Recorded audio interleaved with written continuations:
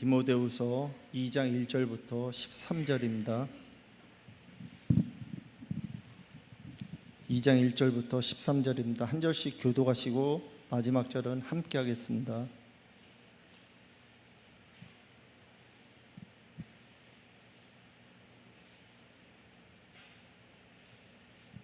내 아들아, 그러므로 너는 그리스도 예수 안에 있는 은혜 가운데서 강하고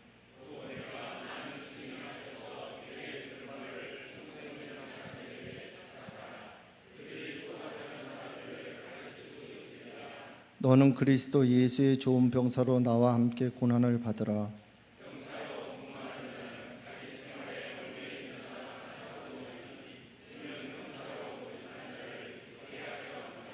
경계하는 자가 법대로 경계하지 아니하면 승리자의 관을 얻지 못할 것이며 내가 말하는 것을 생각해보라. 주께서 범사에 내게 총명을 주시리라.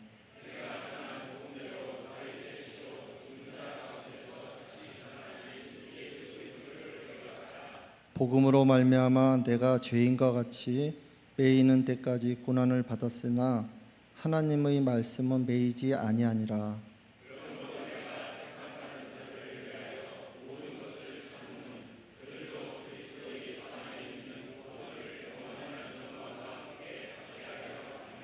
미쁘다 이 말이여, 우리가 주와 함께 죽었으면 또한 함께 살 것이요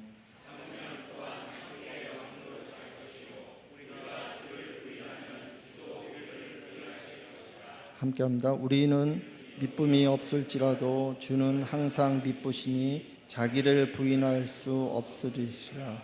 아멘.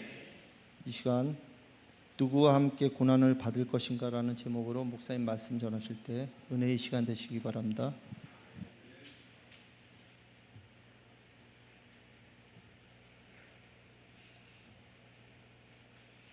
갈라디아서 강해가 끝난 오늘 이 주일 밤에 4, 5, 6 남전도 헌신 예배를 드리게 되었습니다.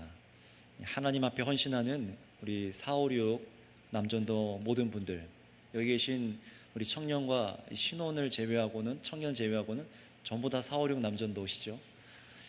네, 정말 우리 4, 5, 6 남전도 모든 성도님들과 그리고 저와 여러분들, 그리고 청년들, 학생들, 우리 어린아이에 이르기까지 참으로 성령의 은혜를 힘입어서 하나님 앞에 참된 순종의 헌신을 드릴 수 있기를 원합니다. 오늘 디모데후서 2장 읽은 말씀을 본문으로 잡은 이유가 있습니다. 사도 바울이 갈라디아 교회에게 가르친 그리스도의 복음, 율법이 아닌 오직 믿음, 그리고 참 자유, 성령을 따라 사는 삶, 성령의 열매, 이렇게 영원한 나라를 위한 삶에 대해서 우리가 선명하게 듣고 믿음으로 살아갈 수 있도록 우리에게 하나님께서 말씀을 허락하여 주셨어요. 그래서 오늘 갈라디아서 강의가 그렇게 끝나지 않았습니까? 자, 그렇다면 여러분, 우리는 이렇게 스스로를 여겨야 됩니다. 무엇이냐면은 나는 살아갈 방향이 정해진 사람이다 라는 겁니다. 여러분, 우리는 살아갈 방향이 정해져 있는 사람입니다. 예수님을 믿고 함께 이 자리에서 그 복음을 받아들였다면은, 특히 오늘 이 갈라디아서 말씀을 붙잡고 우리가 이 자리에 서 있잖아요. 전부 우리는 살아갈 방향이 정해져 있는 사람들입니다. 그렇기 때문에 우리는 성경이 지시한 그 방향 그대로 나아갈 힘이 필요해요. 죄송해요, 저 에어컨 항상 좀 예배 전에 좀 수평을 좀 맞춰주, 바람이 저한테 안 오도록 좀 해주시기 바랍니다. 우리 교육자분들께서 항상 신경을 써주시기를 부탁드릴게요. 어디까지 말했죠? 수평. 맞습니다. 수평을 맞춰달라. 정확한 기억력입니다. 우리가 정말 성경이 지시한 방향 그대로 저와 여러분들이 나아갈 힘이 필요하다고 말씀을 드렸어요. 힘이 필요하다. 왜냐하면 우리는 수많은 갈래길들의 유혹에 앞에 놓여 있기 때문에 그렇습니다. 또 우리 자신의 연약함과 우리 스스로의 불성실함 등 많은 약함이 우리 안에 있기 때문에 결코 우리 힘만으로는 마지막까지 신앙의 경주를 마칠 수 없기 때문에 그렇습니다. 지난 한 주도 여러분 기억하시지 않습니까? 여러분의 삶을요, 참으로 말씀으로 내가 주 안에 살아가리라, 성령으로 살아가리라 했는데 이 육체의 소욕에 저요 쓰러집니다. 겪어보지 않았습니까? 저는 겪었는데요. 막 쓰라려요. 아파요. 그래서 참으로 내 힘만으로는 이게 안 되는구나를 정말로 깨닫게 되는 또 한 주입니다. 그래서 여러분, 우리 456 사랑하는 남전도 남자 성도님들께서 이제 1, 2, 3 남전도 우리 성도님들에 이어서 앞으로 주님의 몸된 교회로 단단히 서 갈 수 있도록, 또 저도 그렇고 여기 계신 모든 분들이 이 말씀대로 힘을 얻고 마지막까지 우리의 삶의 방향을 잃어버리지 않고 나아가기를 축복합니다. 자, 그런데 여러분, 오늘 말씀해 보시면은 이 사도 바울은요, 영적인 자녀 이 디모데에게 그가 걸어가야 될 길에 대해서 선명하게 가르치는 말씀이 나옵니다. 다시 말하면은 사도 바울 역시 한 시대 속에 살다가 사명을 마치고 주님께로 돌아갈 겁니다. 그도 이 땅에선 죽었습니다. 그의 영은 여전히 살아있지만 여러분, 그도 이 땅에서 죽고 한 시대 속에서 짧은 생활 아닙니까? 몇십 년 안 되는 그 생활 속에서 주의 복음을 들고 살아가다가 그도 죽었습니다. 그런데 그 복음이 흘러가기 위해서 사랑하는 영적인 아들, 육신의 아들이 아니라 믿음으로 영적으로 낳은 아들 디모데에게 이제 얘기하기 시작하는 거예요. 교회의 젊은 일꾼이자 목회자였던 디모데가 이어갈 삶이 무엇인지를 이 말씀을 통해서 가르쳐 준 겁니다. 그래서 이걸 목회서신이라고 우리가 부르기도 해요. 정말로 살아계신 우리 주인 예수님의 복음을 증거하고 그 복음을 위해 살도록 삶의 방식까지 하나하나 가르쳐 주는 것이 디모데 전후서입니다. 저와 여러분도 예수님의 복음을 듣고 믿고 이 복음이 뭔지를 알아가고 구원을 얻도록 참으로 우리에게 구원을 허락하여 주셨다면은 여러분, 우리는요 동시에 무엇이 함께 주어져 있느냐? 우리에게 구원만이 주어진 것이 아니라 이 구원을 이뤄가는 교회에게 맡겨진 사명을 다 같이 나눠 가진 사람들이라는 거예요. 바로 이 사명, 그렇게 살기 위해서, 사명을 따라 살기 위해서 바울이 자신의 영적 아들이자 사역을 이어갈 이 디모데에게 가르치는 말씀은 오늘 우리 복음을 위해 살아가는 저와 여러분들, 방향이, 삶의 방향이 정해져 있는 저와 여러분들이 모두가 들어야 될 명령되는 말씀이라고 볼 수가 있습니다. 그래서 복음을 위해서 뭐라고 말하냐면 1장에서 복음을 위해 살아가는데 고난을 감내하라 라고 말해요. 한번 따라해 주시면 감사하겠습니다. 고난을 감내하라. 무엇을 위해서요? 복음을 위해서 고난을 감내하라가 1장에 요약된 말씀이라면요, 금방 우리가 읽은 이 2장의 핵심은 뭐냐? 그렇다면 어떻게 라는 거예요. 어떻게 살아가는 것이 고난을 감내하는 것이냐, 어떻게 고난을 감내할 수 있는 것이냐, 거기에 대한 답을 주는 것이 2장입니다. 정말 헌신함에 대해서 말씀하는 거죠. 자, 그래서 첫 번째 그 가르침으로 우리가 순종해야 될 것은 무엇이냐? 바로 우리가 사명을 감당하는데 그 힘을 공급받아야 한다라는 거예요. 사명을 감당하는데 무엇을 받아야 된다고요? 힘을 공급받아야 된다는 겁니다. 여러분 잘 생각해 보세요. 나 예수 믿는데 어디서부터 힘을 공급받아서 살고 있습니까? 지난 한 주간 여러분 하루 살아갈 때 학교에서, 직장에서, 가정에서 계속 힘을 공급받아야만 우리가 성령의 힘입어서 그때 육체의 욕심이 아니라 참으로 하나님께서 기뻐하시는 성령의 열매를 맺을 수 있거든요. 그런데 그 힘을 공급받아야만 된대요. 매 순간요, 매 순간. 정말 그런지 우리 1절 말씀을 다시 한번 읽어보겠습니다. 시작. 내 아들아, 그러므로 너는 그리스도 예수 안에 있는 은혜 가운데서 강하고 라고 말합니다. 이 말씀을 잘 보시고 들어주시기 바랍니다. 여러분, 이 디모데에게 사도 바울이요, 젊은 이 디모데에게 젊은 혈기로 사역해라, 열정으로 해라, 젊은이의 지식으로 해라, 여러 가지 자신의 힘을 의지할 수 있는 그 리더에게 권면한 것은요, 자기 자신을 의지하라고 가르치는 것이 아닙니다. 충분히 그럴 힘이 있고 어려서부터 그런 참으로 믿음의 삶을 살아간 디모데였는데도 불구하고 바울이 야, 너 잘하니까 잘 해봐 그렇게 말하지 않아요. 뭐라고 말합니까? 1절에 예수님 안에 있는 은혜로 강하여지라 라는 것 말합니다. 예수님 안에 있는 은혜로 강하여진다는 거예요. 오직 무엇으로만 우리가 강해질 수 있다고요? 예수님 안에 있는 은혜라는 겁니다. 여러분, 이 가르침은 교회를 감독하는 목회자에게 준 권면이기도 하지만 동시에 사실 모든 그리스도인들이 함께 교회로 지어져 가는데, 자라가는 데 들어야 될 동일한 원리라는 겁니다. 특히 이 바울이 말하듯 이제 교회의 중요한 일꾼으로 신임받고 있어요, 이 디모데가. 그리고 마음을 들이고 헌신하기 시작한 이 디모데처럼 오늘 여기 계신 헌신하고 마음을 들이고 있는 우리 456 남전도 우리 남자 성도님들 역시 저와 함께 이 말씀을 잘 붙들어야 할 것입니다. 여기 계신 모든 분들이 그러해야 할 것입니다. 456 남전도 여러분, 그리고 또 모든 성도 여러분, 우리가 맡겨진 교회의 사명을 다 받았습니다. 복음을 증거하는 데 따르는 고난도 분명히 있습니다. 그렇기 때문에 성경이 오늘 권면한 1절을 우리가 함께 꼭 기억했으면 좋겠어요. 우리는 믿음으로 그리스도 예수님 안에 있고 우리가 의지해야 할 힘은 예수님입니다. 한순간도 그분을 의지하지 않으면, 그분의 은혜를 간구하고 그분의 은혜로 강하여지지 않으면요, 어떻게 되는 겁니까? 나의 힘을 의지하고 나의 지식과 경험과 연륜을 의지하는 순간 강하여지는 게 아니라 약하여진다는 거예요. 사명을 감당할 수 없다라는 겁니다. 실패한다는 겁니다. 여러분, 언제 여러분들이 사역을 실패했는지를 잘 돌아보세요. 언제 내가 예수 그리스도 앞에서 실패하고 낙담하고 넘어졌는지를 생각해 보세요. 그 예수 그리스도의 은혜로 강하여지는 것을 멈췄을 때, 그분의 은혜를 내가 기대지 않을 때입니다. 아무리 우리가 기도하고 의지하고 내가 주님을 찬양합니다 라고 말하지만, 이게 겉으로 표면적으로만 하는 것과 정말로 내면으로 그렇게 믿고 살아가는 것은 다른 얘기예요. 여러분, 우리는 정말로 강해져야 됩니다. 우리가 믿는 예수님의 은혜로만 강해져야 됩니다. 그렇다면 여러분, 예수님께서 주시는 은혜가 무엇인지 그것은 마지막에 가서 좀 나누고요, 먼저 이것부터 우리가 확인해 보면 좋겠습니다. 우리가 무엇에 강해져야 하는가입니다. 오늘 우리 헌신하는 우리 모든 남자 성도님들 잘 기억해 주세요. 내가 무엇에 강하여져야 되는가. 456 남전도 모든 성도님들께서 내가 참으로 우리가 그리스도 안에서 오늘 집사님께서 기도해 주신 것처럼 참으로 결속하고 하나 되는, 성령을 하나 되고 힘내고 정말 헌신하지 않습니까? 그렇다면 무엇을 위하여 강하여질 것인가? 무엇을 위하여 결속할 것인가? 이것이 선명해야 한다는 겁니다. 여기 계신 모든 분들 마찬가지예요. 여러분, 저와 여러분의 인생의 길이 정해져 있다고 앞에 말씀드렸습니다. 그러나 이 말이요, 저와 여러분의 직업이 똑같아야 한다는 말이 아니죠. 모든 삶의 모습이 획일화되고 그렇게 똑같은 일상을 살아가야 된다고 말하는 것이 아닙니다.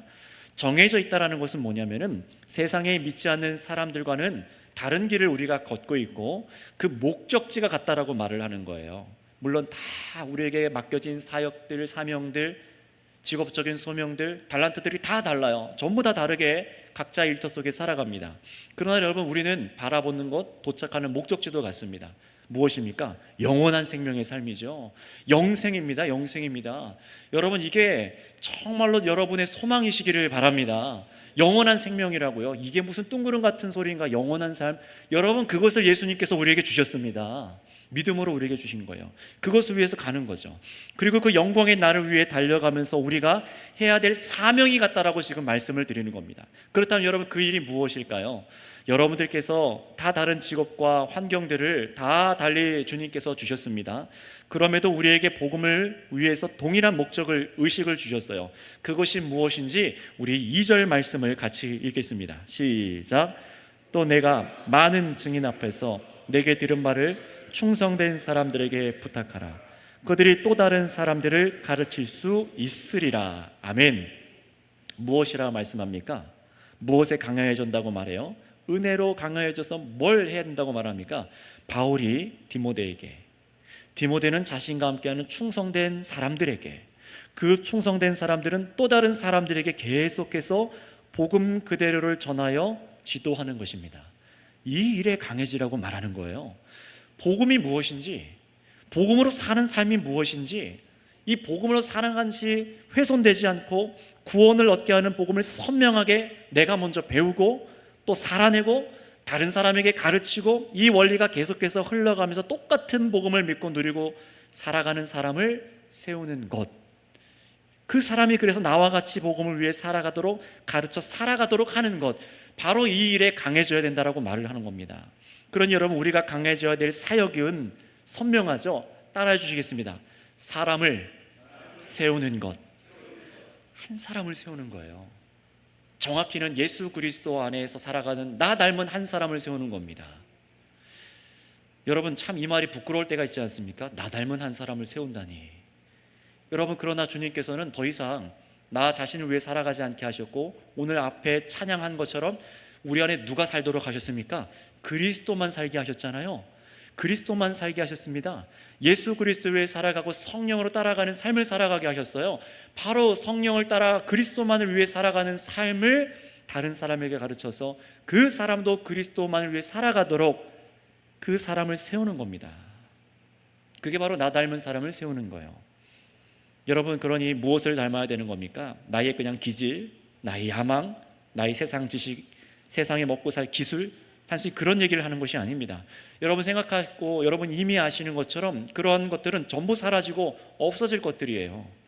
정말 남겨야 하고 전해져서 또 다른 사람에게 흘려보내야 되는 것은 복음입니다. 예수 그리스도의 생명의 복음입니다.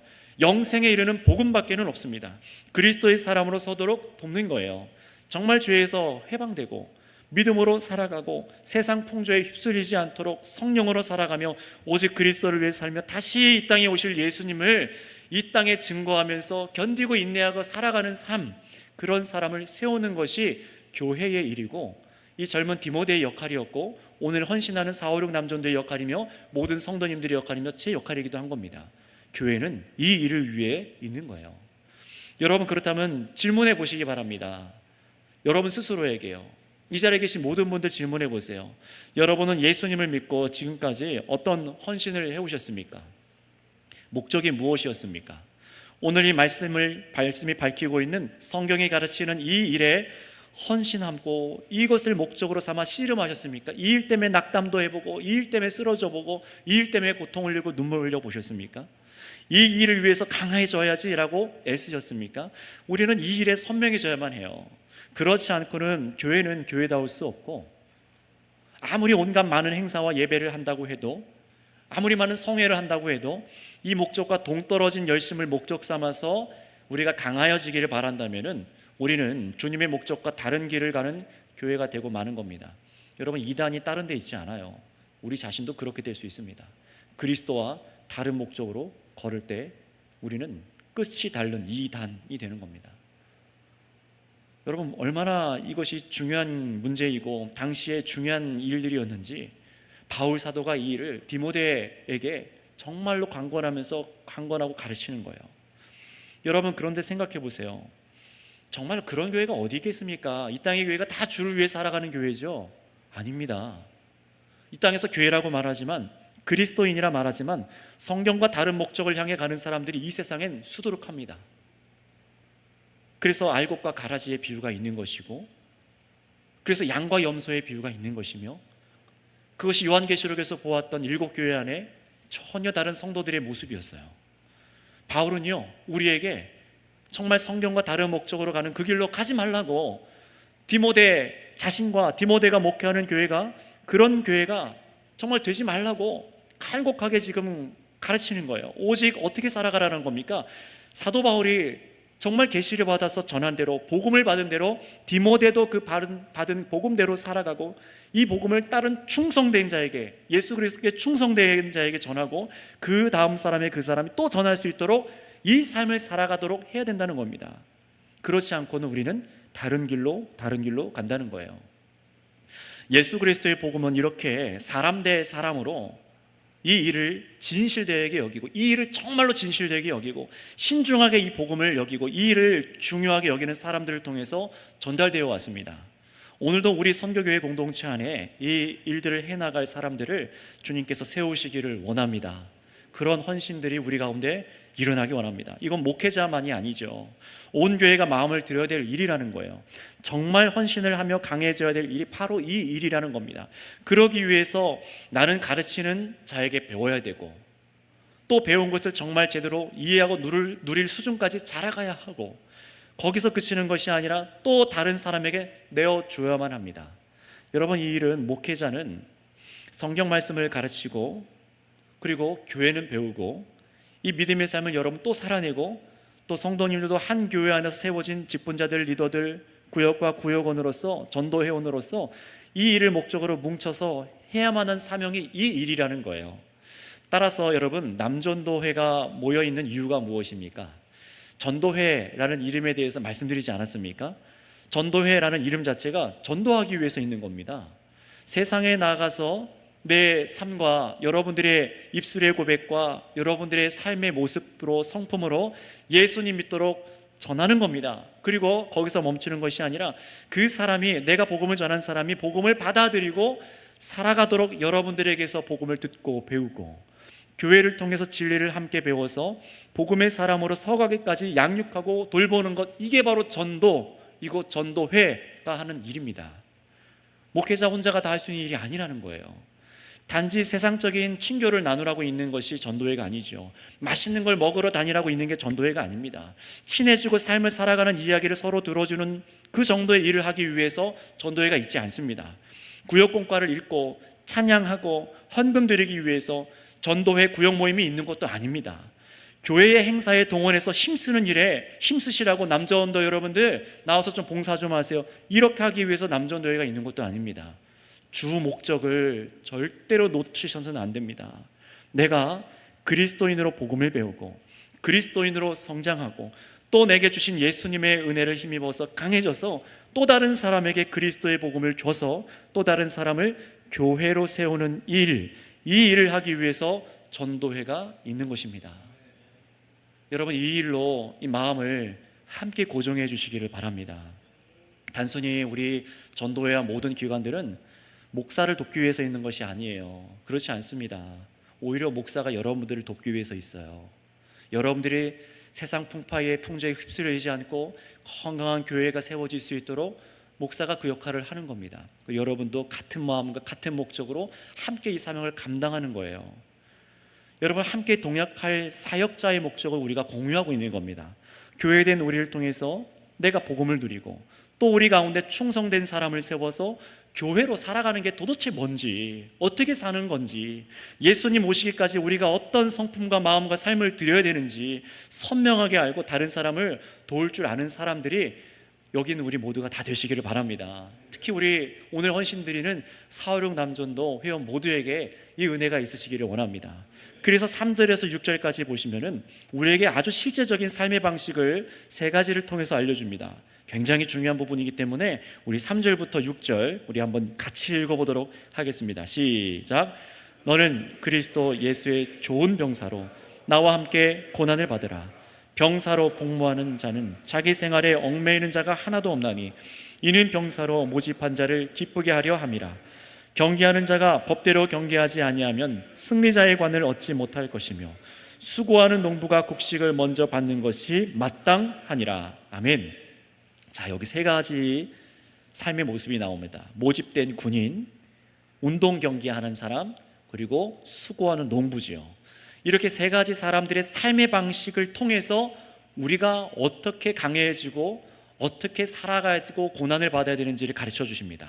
이게 전부 다 우리 그리스도인들의 삶의 방식이 되어야 된다는 거예요.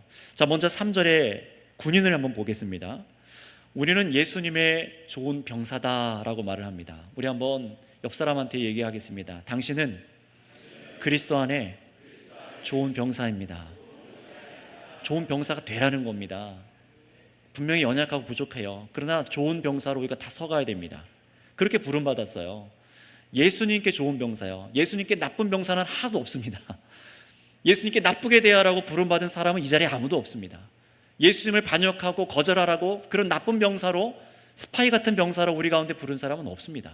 주님께서 우리를 부르실 때는 전부 다 주님께 좋은 병사로 부르신 것을 믿으시기 바랍니다. 그런데 하나님께서 저와 여러분 자신을 군대, 곧 예수님을 위한 군대가 되게 하셨다고 하시는데요, 바울은 먼저 이런 군인이 된 사람이고, 그리고 다음 군인이 된 디모데에게 말을 하는 겁니다. 너는 나와 함께 무엇을 받으라고 말합니까? 고난을 받으라 라고 해요. 대접을 받으라가 아니라 고난을 받으라 라고 합니다. 이게 목회자가 당해야 될 일이라는 거예요. 이게 복음을 가르치는 리더들이 당해야 될 일이라는 겁니다.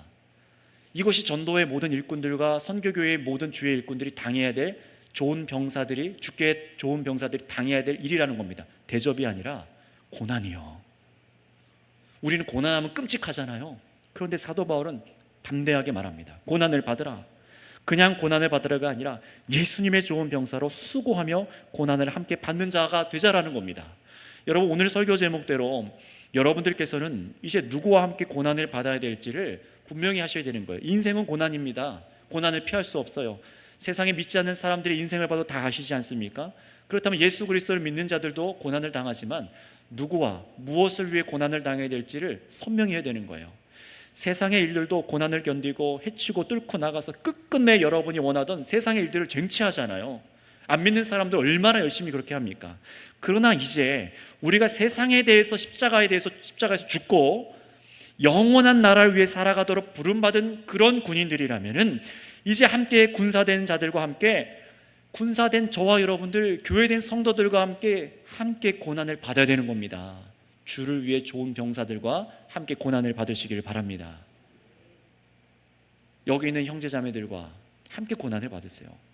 저 역시 목사로서 제 사적인 싸움을 하는 것이 아니죠. 이 선교교회는 제 사적인 싸움을 하는 공간이 아닙니다. 여러분, 이 교회는 제 것이 아닙니다. 원로 목사님께서 은퇴하시고 이어서 저는 동일하게 주님의 군사로서 고난을 당할 뿐입니다. 그리고 또 부르면 갈 겁니다.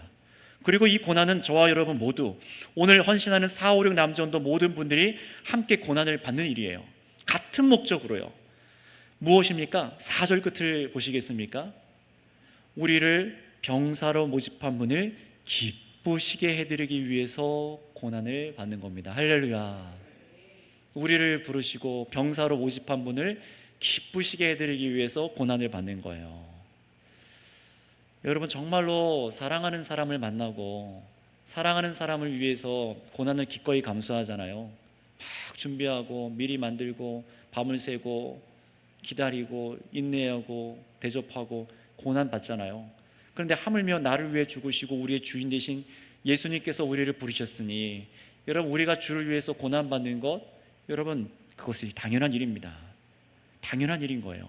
그런데 보세요, 4절에 우리가 정말 우리를 불러주신 분, 하나님을 기쁘시게 해드리기 위해서 예수님의 좋은 병사로 살아가는 것이 무엇인지 군인의 삶을 빗대어 가르쳐줍니다. 우리 한번 4절 말씀 다시 한번 읽겠습니다. 시작.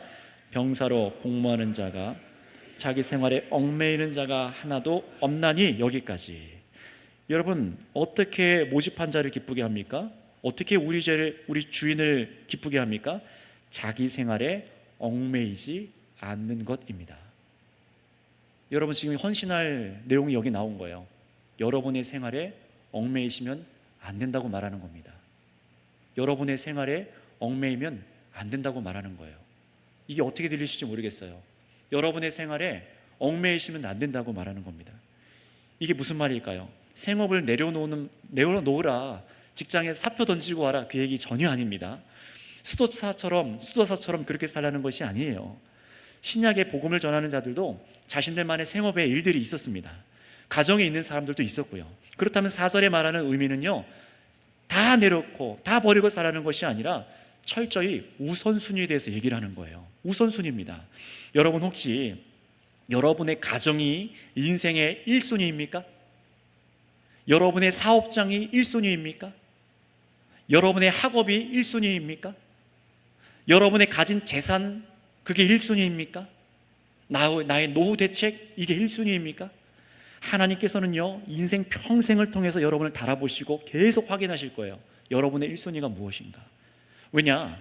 여러분, 우리나라 직업 군인들을 한번 생각해 보세요. 지금도 수고하고 있는 군인분들을 생각해 보세요. 군인 장성들을 또 생각해 볼까요? 만약에 군인 장성들이 나라를 지키고 국민을 지키기 위한 이 사명을 1순위에 두지 않고 자신들의 가정, 자신의 사적 생활, 자신의 재산 불리기, 이걸 1순위로 군인이 그렇게 살아간다면요, 군대가 제대로 돌아갈 수가 없잖아요. 그래서 정말 사회에서 자기 삶에 얽매여 버린 군인들은, 군인 자체가 그 군 직업이 그저 돈벌이로 생각해서 거기서부터 비리가 생기고 방산 비리가 생기고 군대 비리가 생기고 임무에 실패가 일어나고 전문성도 떨어지게 되는 거죠. 그래서 여러분, 지금도 국회에서 그런 군인들을 불러다가 청문회하고 맡겨진 공적 사명을 감당하지 못하니 경질하고 바꾸기도 하는 것 아니겠습니까? 국민의 부름을 받아서 국민을 지키기 위해서 엄청 헌신하고 있어요. 군인들이요. 자신의 사적 유익이 아니라요. 여러분, 전쟁하는 군인이나 그 군인들이 나 개인만을 지키고 내 삶만을 지키기 위한다면요, 그 군인은 전선에 둘 이유가 없는 겁니다. 있어서도 안 되고요. 여러분은 군인 가족분들 계시잖아요. 그렇게 살아갔던 분들도 계시고요. 얼마나 많이 이동합니까? 그냥 아빠가 가자는 대로, 남편이 가는 대로 가야 돼요. 나라를 지키기 위해서요. 생업에 얽매이지 않는 겁니다. 그러니 뭐 집을, 재산을 어떻게 불려요? 관사 주는 대로 그냥 살아가고 어려움 겪고 자기를 내어주는 삶을 살아가요. 그래서 여러분, 은퇴한 군인들에게 연금을 주는 이유가 그만큼 헌신하고 봉사했으니, 우리가 그 은혜를 입었으니 내가 이제 우리가 당신들을 책임질게요. 그래서 연금 주는 거 아닙니까? 근데 그게 아니라 내 사적인 유익을 위해서, 내 목적을 위해서 이 생업에, 그것에 내 목적이 다 있는 군인은 실패합니다. 전쟁을 내놔도 도망갈걸요? 그게 바로 그런 실패한 군인, 자기 생활에 얽매인 사람이에요. 성경은요, 우리가 예수님의 사람으로 복음을 지키고 증거하고 계속해서 하나님 나라의 복음이 선명하게 전파되는 사람을 살리는 군인으로 우리를 불러주셨습니다. 그런데 우리가 이 목적으로 부름받은 그런 군인, 교인들이 되었는데, 생각해 보세요. 목사인 제가 돈 벌기 위해서 설교하고 돈 벌기 위해서 사역하고, 또 여러분 모두가 다 개인의 사적인 목적에 얽매여서 교회로 와서, 교회는 그저 내 이익을 위한 수단쯤으로 둔다면은 우리는 주님을 기쁘시게 해드릴 수도 없고 이미 진 싸움을 하는 거나 마찬가지라는 것입니다. 너무나 당연한 원리인 거예요. 혹시요, 왜 나를 이런 싸움의 군인으로 불러서 인생을 고통스럽게 만드십니까? 생각하신다면은 다시 그리스도의 은혜를 기억해 보시기 바랍니다. 세상엔 두 종류의 군인밖에는 없어요. 주를 위해 싸워 영원한 생명을 얻는 군인과 세상을 위해 싸우다가, 주가 아니라 세상을 위해 싸우다가 영원한 멸망에 이르게 되는 패잔병, 두 군인밖에는 이 세상에 없습니다. 여러분은 어떤 군인이십니까? 승리하신 군대 장관인 예수 그리스도의 군대로 승리하며 사시겠습니까? 그와 함께 고난을 당하시겠습니까? 아니면 십자가에서 패배한 마귀의 군대로 지나가버려 이 세상을 따르는 군인으로 살다가 패잔병이 되시겠습니까? 이것은 성경이 가르치고 있는 현실이며 영원히 정해진 결과에 대한 것입니다. 그러니 주님의 군사로 고난을 받으며 생활에 얽매이는 것이 아니라 불러주신 주를 위해서 늘 허락하신 사명, 주의 군사로서 사명을 가장 우선하며 살아가야 될 줄을 믿습니다. 여러분, 이처럼 예수님을 믿는 헌신은 두루뭉실하지 않지요. 선명합니다. 그래서 그 당시에도 예수 믿는 사람들이 그래서 고통당했던 것이고, 예수님도 그래서 못 박혀 죽임 당하신 거예요. 선명하기 때문에 복음은요. 그래서 이어지는 5절에 두 번째로, 이번에 우리가 승리를 위해 준비하는 운동선수와 같이 살아가야 된다고 말씀합니다. 여러분, 운동에는 다 규칙이 있지 않습니까? 전부 경기에 룰이 있어요. 선수는 그 룰에 맞게 자신을 갈고 닦습니다. 룰 안에서 기술을 배우고 익숙하게 숙달하고 실전에 나가서 정말 승리할 수 있도록, 승부를 볼 수 있도록 룰을 가장 잘 이해하고 따르도록 사용하도록 준비하는 게 바로 경기하는 사람이잖아요. 여러분, 우리가 똑같습니다. 복음을 배우고 내 것으로 삼고 다른 사람에게 전달하기를 잘 하도록 준비해야 한다는 거예요. 교회가 싸워야 될 그라운드 속에서 숙달된 선수들처럼 배우고 믿고 누리고 전하고 세우기까지 준비되어야 한다는 겁니다. 여러분, 올림픽에 나가기 위해서 몇 년, 일평생을 다 걸지 않습니까? 선수분들이요. 그 한 경기를 뛰기 위해서 평생을 갈고 닦습니다. 그러니 가르치는 분들을 통해서 여러분, 우리 성도님들도 어떻게 하셔야 되는 겁니까? 이런 경기자와 같이 여러분, 가르치는 분들을 통해서 복음을 부지런히 배우시기 바랍니다. 주님께로 부름받아 경기하는 자로 어떻게 승리할 수 있는지 그 룰들을 배우셔야 되는 거예요. 그 룰이 무엇인가? 어떻게 사람을 세우는가? 어떻게 누려야 되는가? 어떻게 쓰러지지 않을 수 있는가? 이걸 배워야 된다는 것이죠. 그리고 6절에 이어서 세 번째로, 이런 수고로 수확물을 마땅히 얻게 되는 농부처럼 살아라 라고 말합니다. 근데 잘 보세요. 첫 번째와 두 번째는 삶의 방식이었는데 세 번째 또 삶의 방식을 가리키는 것 같지만 조금 달라요. 우리 6절 말씀을 읽어볼까요? 시작. 수고하는 농부가 곡식을 먼저 받는 것이 마땅하니라. 이게 무슨 말입니까? 농부가 수고하면은 마땅한 수확물을 받는다는 거예요. 그 약속에 있는 것처럼, 당연히 그 수확물을 먼저 받게 되는 것처럼 성도들이 앞에 말한 이 수고하는 삶을 살아갈 때 마땅하게 수확하게 될 것을 믿으라는 것입니다. 그거 믿고 살아가라고 지금 얘기하는 거예요. 포기하지 말고 인내하고 농사하여 열매를 맺고 수확하여 농부가 수확물을 얻게 되는 것처럼 반드시 그 수확의 결과가 우리 앞에, 성도들 앞에 있으니 수학의 결과가 있으니 포기하지 말고 뭐 하라고요? 고난을 받으라 라고 얘기하는 겁니다. 이 듣기 싫어하는 표현, 고난을 받으라, 수고하라는 거예요. 여러분, 그때까지 얼마나 고난이 있겠습니까? 얼마나 많이 배워야겠습니까? 얼마나 많이 성경과 씨름해야겠습니까? 얼마나 많이 엎드려야 되고 울어야겠고 눈물을 흘려야겠습니까? 기다려야 되고 가르쳐주고 인내해야 되고 잘 신겼나 또 봐야 되고 병충해는 없나 또 등등 추수하기까지 뭔가를 잘하게 한다는 것은 딱 저와 여러분 교회가 해야 될 사역을 정말 잘 보여주는 말씀인 것 같습니다. 그래서 이렇게 바울은요, 계속해서 복음을 가르치고 전해서 다른 사람을 세워가야 될 사명을 가진 디모데에게 7절에 이제 이렇게 얘기합니다. 우리 7절도 읽겠습니다. 시작. 내가 말하는 것을 생각해보라. 주께서 범사에 내게 총명을 주시리라. 아멘. 우리 총명을 정말 구하잖아요. 그런데 언제라고 말합니까? 군인과 같이 생활에 얽매이지 않고 부른 분을 위해 기쁘시도록 삶을 들여서 사람 세우는 삶, 그리고 운동 경기하는 자처럼 숙달된 사람으로 이 일을 위해 준비하는 사람, 농부와 같이 부지런히 기다리고 인내해서 결국 수확물을 얻는 것처럼 복음을 증언하고 고난을 따라 살아가는 사람, 이렇게 살아가는 삶을 감당할 때에 하나님께서 범사에 총명을 주신다라고 가르치고 있는 겁니다. 이런 사람에게 주신다는 거예요. 여러분, 하나님께서 주시지 않은 총명은, 위로부터 내려오지 않은 총명은 전부 다 땅에서 올라온 것들입니다. 위로부터 주어지지 않은 지혜는 전부 다 땅에서부터 주어진 지혜입니다. 그 지혜로 사람을 살리고 그 지혜로 사역을 하고 그 지혜로 세상에 무언가를 하면 망하게 돼 있어요. 그래서 하나님께서 뭐라고 말합니까? 누구에게 지혜를 주셔야 되는 거예요? 세상의 일에, 세상의 유혹, 세상의 정욕을 위해 열심을 내는 사람한테는 총명을 안 주십니다. 안 주세요. 왜냐하면 그렇게 하면 망하는 것이 자명하니까요. 내 자녀가 세상적인 지혜를 갖고 나아가다가 그 총명으로 살아가다가 쓰러지기 뻔하거든요. 자기의 사적인 유익을 위해 쓰기 뻔하거든요. 하나님께서는 그래서 누구에게 총명을 주시는 겁니까? 오늘 이 세 가지 삶을 살아가며 고난을 당하는 사람, 이 일에 충성된 사람들에게 총명을 주신다고 말씀하시는 거예요.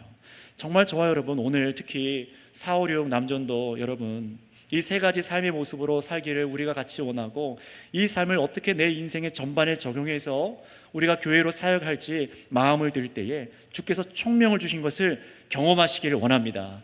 많이 이 일들을 경험하고 계신 분들이 계실 거예요.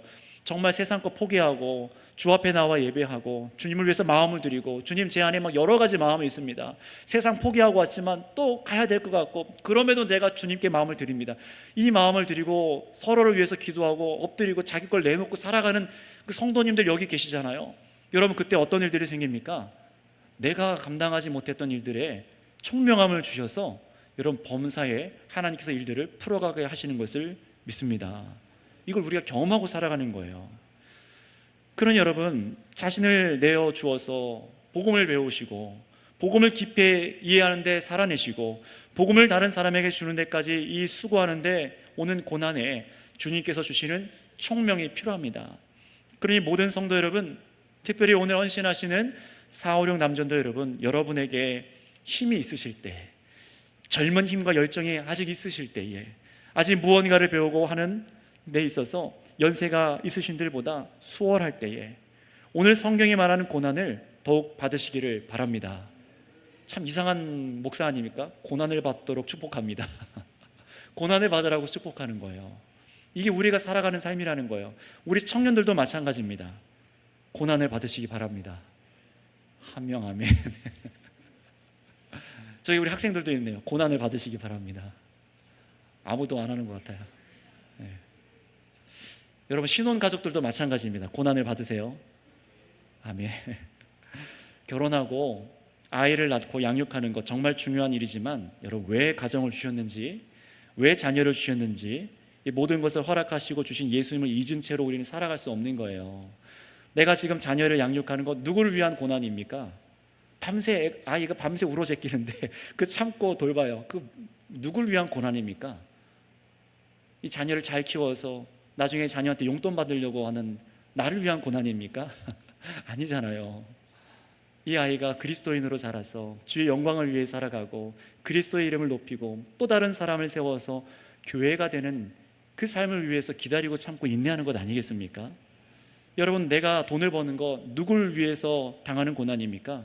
주를 위해서여야 한다는 겁니다.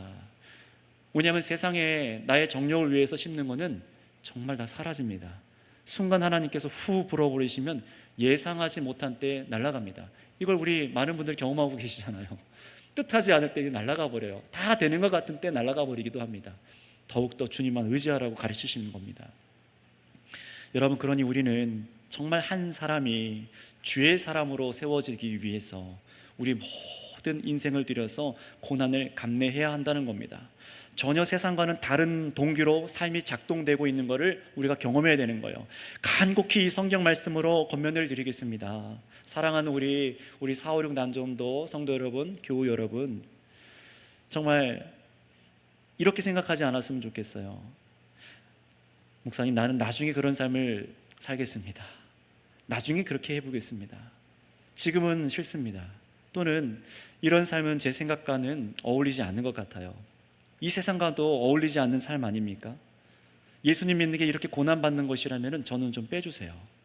그냥 편하게 교회에 와서 그냥 예배하고 왔다 갔다 편하게 그렇게 신앙생활을 하고 싶어요. 어떤 마음인지 압니다. 그러나 여러분, 그런 생각하는 분이 계시다면 이제는 마음을 돌이킬 수 있으면 좋겠어요. 정말 그렇게 생각하신다면 이제 우리를 위해 못 박혀 죽으신 다시 살아나신 예수님을 바라보시길 바랍니다. 그분은 고난당하시고 망하지 않았어요.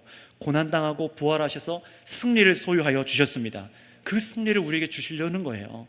그러니 여러분, 우리가 고난당하는 것이 나쁜 것이 아니라는 겁니다. 8절에 그래서 이렇게 얘기합니다. 내가 전한 복음을 기억해 보라.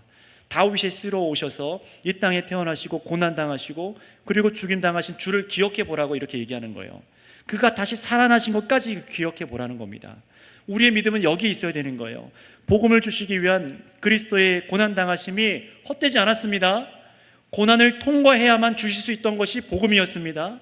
세상에 자신만을 위해 살아가고 이기적인 동기를 위해 살고 세상 삶에 얽매여 있는 사람들, 하나님을 위해 살지 않는 사람들 틈바구니 속에서 정말로 죄 용서받고 구원을 얻게 하시기 위해서는 하나님의 아들도 고난을 당하셔야만 했습니다. 전혀 반대되는 두 세상이 충돌한 거예요. 예수님은 이 세상에 전혀 어울리지 않는 분이었습니다. 우리의 모든 육체적인 욕망, 욕심들과 전혀 반대의 길을 이 세상에 뚫어내신 분이 예수님이세요. 손쉽게 하지 않으셨어요. 천사들을 동원해서 하지 않으셨어요. 고난당하심으로, 인내하심으로 아버지 하나님을 기쁘시게 해드리기 위해서 구약 성경 말씀을 알고 강론하시고 가르치시고 제자들을 세우시고 배신당하시고 다시 붙들어주시고 십자가 죽음과 성령의 열매를 맺기까지 고난당하신 것을 믿습니다. 여러분, 이런 은혜로 우리가 믿음 안에서 거듭난 저와 여러분들도 다 예수님 안에 속해 있어요. 그렇다면 여러분, 우리 역시 이 세상과 역행하는 사람들이 된 것 아니겠습니까? 당연히 고난이 있죠. 이제 이 세상을 위해 살아가지 않기 때문에요. 나를 구원하시고 영원한 영생의 나라에 들어가기 위해서, 그곳에 나를 부르신 하나님을 영원히 기뻐하기 위해서 오늘 고난을 당하는 겁니다. 내일 나가서 고난을 당하셔야 돼요. 이번 한 주 고난 당하셔야 되는 겁니다. 저도 그 고난을 여기 있는 여러분들과 함께 당하고 살아갑니다. 성실히 고난을 당해야 된다는 거예요. 준비하며 고난 당해야 된다는 겁니다. 준비한 결과로 고난 당해야 된다는 겁니다. 생각해 보세요. 세상에서 하나님 안 믿는 사람들도 왜 인생의 고난을 감내하고 삽니까? 행복한 삶, 평안한 삶, 안전을 위해서 고난을 감내하죠. 그걸 내 사랑하는 자식에게 잘 물려줘서 자녀가 평안하게 살게 해주고 싶어서 그런 것 아니겠습니까? 거기에 행복이 있다라고 믿어서예요. 그러나 여러분, 세상에서 그렇게 수고해서 얻은 결과는 참된 행복이 아니라고 성경에 밝혀주는 거예요. 영원하지 않기 때문에요. 정말 영광스러움과 영원한 참된 행복, 우리가 도달해서 누려야 될 것은 영원한 것에만 있습니다.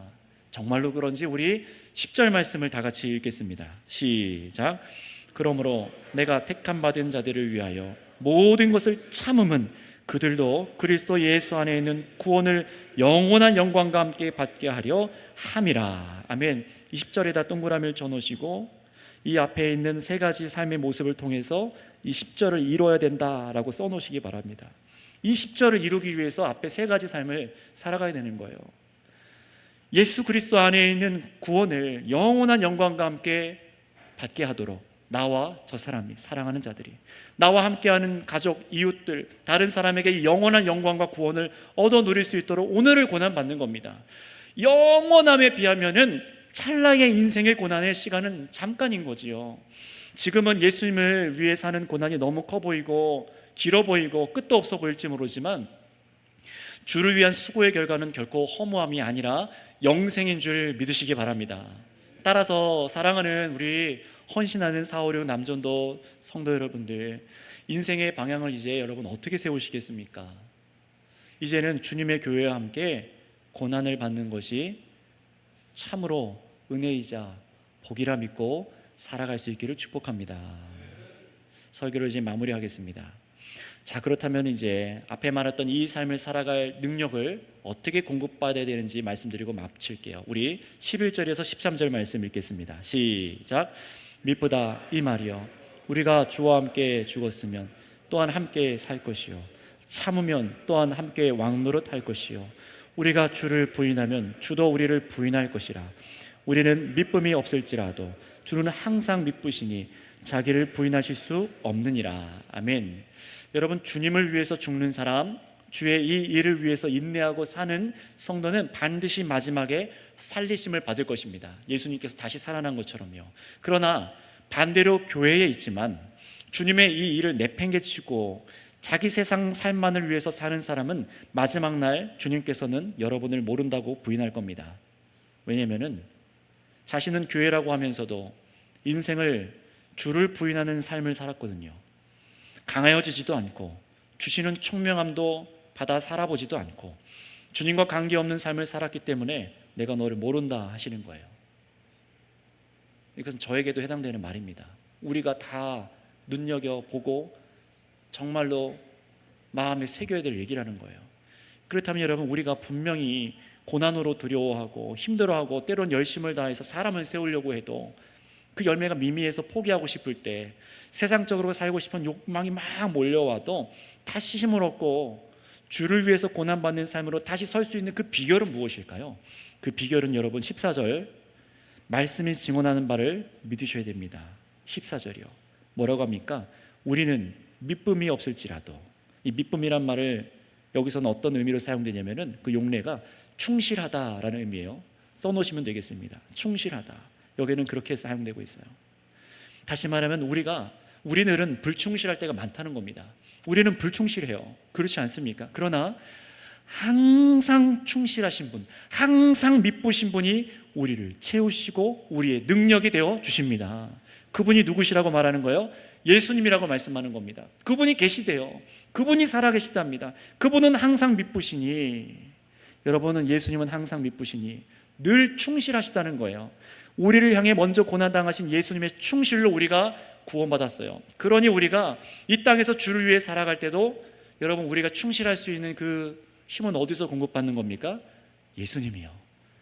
예수님을 통해서 체험받는 겁니다. 당연한 것이라고 그렇게 여기시고 머리로만 생각하지 말고 정말로 그렇게 여기셔야 돼요. 내 삶으로 주님밖에 없으십니다.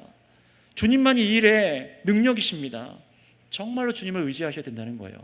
지금도 그래서 여러분, 교리가 가르치는 것처럼 예수 그리스도께서는 어디에 계십니까? 하늘에 하나님 우편에 계시다라고 말합니다. 상징적인 표현이죠. 그런데 성경은 뭐라고 가르칩니까? 예수님께서 그 하늘에서 뭐하고 계시다고 합니까? 내가 이제 세상에서 고생했으니까 한번 쉬어볼까? 이러고 계시지 않습니다. 성경은 뭐라고 증언합니까? 예수님께서 계속해서 우리를 위해서 중보하여 주신다고 성경은 말씀합니다. 중보 기도하다라는 말은 예수님께만 붙일 수 있는 말이에요. 우리는 중보자가 아니에요. 우리가 중보 기도하라 한다라고 말할 수 없습니다. 중보는 예수님만 하는 겁니다. 하나님 아버지와 우리 사이의 중보자는 예수님 한 분입니다. 그분께서 지금도 저와 여러분들이 이 땅에서 이 충성된 삶을 살아가도록, 고난을 뚫고 나갈 수 있도록 우리를 위해 중보하여 주시고, 하나님께서 성령으로 우리에게 은혜를 주셔서 공급하는 새 힘으로 일어나게 하신 줄을 믿으시기 바랍니다. 그러니 이 믿음으로 우리는 붙잡고 살아가야 된다는 거예요. 우리는 불충실함, 이것이 너무나 많지만 은혜로 우리가 이 고난의 삶을 살아내도록 이 충실함, 그리스도의 충실함을 우리들에게 계속해서 채우실 거예요. 그것을 믿으시기를 바랍니다. 여러분, 우리는 예수님 믿는 순간부터 헌신자입니다. 그러나 그 헌신의 능력을 우리 스스로 만들어낼 수는 없고 늘 충실하신 예수님께로부터 은혜를 공급받아야만 해요. 그래서 앞에서 말씀드렸죠. 내가 예수님께 이 은혜를 간구하지 않을 때, 기도하지 않을 때, 이 믿음에 선명하지 않을 때 우리를 흔들립니다. 따라서 오늘 헌신하시는 456 남전도 성도 여러분, 그리고 오늘 모든 성도 여러분, 오늘 이 읽은 이 삶이 너무 어려워 보이고 멀게만 느껴지는 얘기처럼 느껴지신다면은 여러분 다시 한번 우리 충실하신 믿으신 예수 그리스도를 바라보시기 바랍니다. 그분을 의지하세요. 오늘 그분을 의지하세요. 믿음으로 구하세요. 정말 고난당하셨으나 부활하셔서 승리하신 예수님, 그 삶을 저희에게도 선물로 주시기 위해서 오늘을 살아가게 하시고 주를 위해 살아가는 군인들, 주의 성도들 결코 망하게 하시지 않습니다. 복음은 고난에 막히지 않고 더욱 왕성하여져서 하나님 나라의 복음이 누군가의 심령 속에 심겨지고 펼쳐집니다. 내가 고난 당할 때만 근데 그런 일이 일어나요. 내가 고난 당할 때만이요. 목회자가 고난 당할 때만 이 복음이 흘러가게 돼 있고, 여러분들이 고난 당할 때만 여러분의 믿지 않는 가족과 이웃에게, 성도들에게 이 하나님의 나라의 영원한 진리가 심겨지는 것을 믿으시기 바랍니다. 함께 기도하겠습니다. 여러분, 우리가 하나님께로 택함 받았다고 해서 저절로 예수님 믿게 되고 저절로 우리의 약함을 이기고 성도가 되어지는 것이 아닙니다. 누군가가 주와 함께 고난당하고, 누군가가 말씀을 가르치는 자들과 함께 배우는 데 고난당하고, 자신을 내어주는 고난을 받아서 우리에게 복음을 전해줘서, 우리에게 가르쳐 주어서, 붙들어 주어서, 기다려 주어서, 기도하고 인내하여 주어서 복음으로 살도록 준비해 주었기 때문에 우리가 이 자리에 있습니다. 여러분, 이제 우리 차례입니다. 456 남전도 여러분 차례입니다. 여러분들에게서 1, 2, 3 남전도 성도님들처럼 이제 인생의 나이가 들어 있으실 때에, 미래에 오늘 보신 군인과 경계하는 자와 농부와 같이 능숙하게 고난을 감당하는 분들로 세워져 있기를 사모하시길 바랍니다. 우리 성도님들도 이 일을 위해서 같이 기도해 주셔야 돼요. 하나님께서 택하신 사람을 불러 세우기까지 내가 정말 이 사역을 감당하는 일꾼이기 원합니다. 주님, 함께 이 영광스러운 고난을 함께 받는 자로 나를 세워가 주시옵소서 하고 주여 하고 부르며 기도하겠습니다. 주여. 아버지 하나님, 두렵고 떨림으로 이 길을 간구합니다. 하나님, 감사함과 하나님 소망으로 영광의 길로 이 길을 간구합니다. 우리가 이 길을 알지 못하였으나 주님, 하나님께서 우리를 영원한 영생을 주시기 위하여, 참으로 용서하여 주시기 위하여, 하나님의 자녀가 되시기 위하여 하나님 아버지 참으로 예수 그리스도의 고난을 허락하여 주셨고, 또 많은 수많은 형제자매들에게 고난의 길을 걷게 하여 주셔서 그들의 수고와 그 고난이 사랑으로 읽혀지게 하여 주셔서, 예수의 흔적으로 읽혀지게 하여 주셔서 우리에게 생명의 면류관을 허락하여 주시는 주님, 이것이 얼마나 큰 은혜입니까? 우리는 눈물 흘리고 고난당하고 어려움 당하나 하나님 아버지, 참으로 아버지 삶만이 참으로 영원한 위안을 삶을 삶이 되는 것을 믿습니다. 영원한 아버지 주를 향한 영광이 우리가 앞에 기다리고 있게 되는 줄을 믿습니다. 오늘 이 길을 걸어갈 수 있는 허락하여 주시옵고, 특별히 456 남전도 회원 모두가 하나님의 일에 충성된 삶을 살아갈 수 있도록 하나님, 군인과 같이 경계하는 자와 같이 농부와 같이 이 영생을 위한 일들로 살아갈 수 있도록 한 사람 세우기 위해 하나님 충성을 다하는 아버지 주의 교회가 되게 하시고, 우리 모두가 이 일을 함께 나아갈 수 있는 주의 자녀가 되게 하여 주옵소서. 주님, 다시금 마음을 드립니다. 조심하여 마음을 드립니다. 겸손하게 마음을 드립니다. 조급하지 않기 원합니다. 앞서가지 않기 원합니다. 주님의 은혜를 간구하지 않고 나아가려고 했던 수많은 우리들의 교만함과 연약함을 용서하여 주옵소서. 마지막으로 기도하겠습니다. 여러분, 오늘 우리가 이 일을 감당하기 위해서는 철저히 주님의 은혜가 필요하다고 말씀드렸습니다. 철저히 주님의 충실하신 그 믿으심만을 우리가 기대해야 된다고 말씀드렸습니다. 여러분, 그러나 우리는 얼마나 그분의 충실하심, 그분께서 주시는 총명함, 이것을 구하지 않고 다 됐다 생각하며 내 힘을 의지할 때가 얼마나 많았습니까? 여러분 그것을 내려놓고 주님 매 순간 주님 도우시지 않으면 안 됩니다. 나의 말과 생각을 지키시고 우리들이 이 일을 감당할 수 있도록 총명함을 부어주옵소서. 은혜를 부어주시옵소서. 나는 불충실하나 주님께서 충실하니 우리를 인도하여 주옵소서 하고, 오늘 특별히 4, 5, 6 남전도 헌신하는 분들을 위해서 기도해 주시고, 또 우리 모든 교회 성도 공동체가 참으로 이 일을 감당할 수 있는 자들로 성령의 충만한 은혜 달라고 주여 한번 부르고 다 같이 기도하겠습니다. 주여 아버지 감사합니다. 감사합니다. 하나님 아버지 주님의 은혜를 간구합니다. 하나님 예수 그리스도의 그 크신 은혜만을 위하여 살아갑니다. 하늘로부터 오는 아버지 총명과 지혜를 구합니다. 이 땅에 있는 지혜와 지식과 하나님 세상의 방법으로 우리가 사람을 얻으려고 하지 않겠습니다. 하나님 아버지 오늘 준비하는 아버지 사람들의 모습들처럼 하나님 성령의 충만함을 입어 참으로 예수 그리스도의 공급하시는 은혜와 그 총명과 힘과 은혜로 사역하기 원하오니 함께하여 주시옵소서. 주님 우리 4, 5, 6 남전도 모든 성도님들 가운데 한 분 한 분 아버지 이 마음을 함께 품게 하여 주셔서 하나님 정말 주께서 기뻐하신 대로 이 총명함을 허락하여 주시옵고, 영원히 한목적으로 나아가는 아버지 주의 백성들 되게 하여 주셔서 우리 성도들 공동체가 한마음 되어서 이 일을 살아갈 수 있도록 역사하여 주옵소서.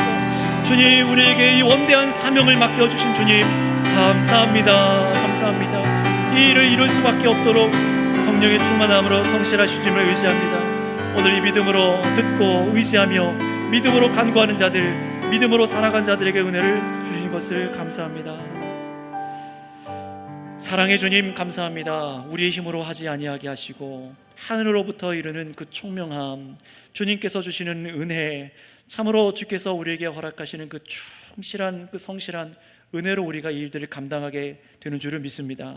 그러니 오늘 어제 이전에 우리가 좌절하고 넘어졌던 우리의 삶의 방식이 아니라, 이 땅의 지혜가 아니라, 나의 열정이 아니라, 또 주의 말씀대로 살아갔으나 또 쓴 실패를 맛봤다고 넘어지는 것이 아니라, 하나님 우리에게 새 힘을 허락하여 주시옵소서. 4, 5, 6 남전도 모두에게 새 힘을 허락하여 주시옵소서. 우리 성도 공동체가 동일한 목적으로 나아가게 하여 주시옵소서. 그래서 하나님 참으로 우리가 예수 그리스도를 만날 때에 수많은 예수님의 흔적을 갖고 만날 때 참으로 그 모든 것이 사랑으로 읽혀지게 하시고 그리스도의 성령으로 맺어진 열매인 것을 자랑하게 하여 주셔서 예수님만을 나타낼 수 있는 우리 모든 교회가 되게 하여 주시옵소서. 감사함이 예수님의 이름으로 기도드렸습니다. 아멘.